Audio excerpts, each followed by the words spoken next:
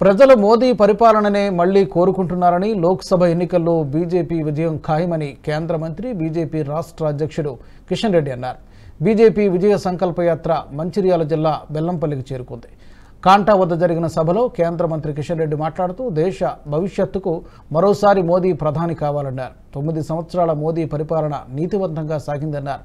అన్ని రంగాల్లో దేశాన్ని అభివృద్ధి చేసిన గుర్తింపు మోదీ పాలనా తీరును తెలియజేస్తోందన్నారు. అందుకే పెద్దపల్లి సీటు కూడా ఈసారి గెలవాలి. ఈసారి తెలంగాణలో అన్ని సీట్లు గెలవాలి. ఒక సీటు టీఆర్ఎస్ గెలవకపోయినా తెలంగాణకు వచ్చే నష్టం లేదు.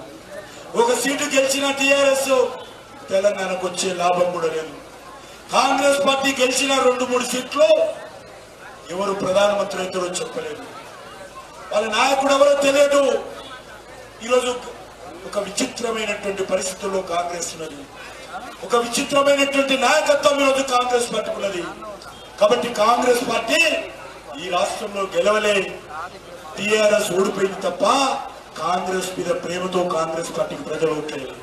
కేసీఆర్ మీద కోపంతో కేసీఆర్ పోవాలి, కేసీఆర్ కుటుంబ పీడ ఈ తెలంగాణకు విడుదల కావాలని మాత్రమే కాంగ్రెస్ ఓటేశారు తప్ప కాంగ్రెస్ మీద ప్రేమతో ఓటేయలేదు.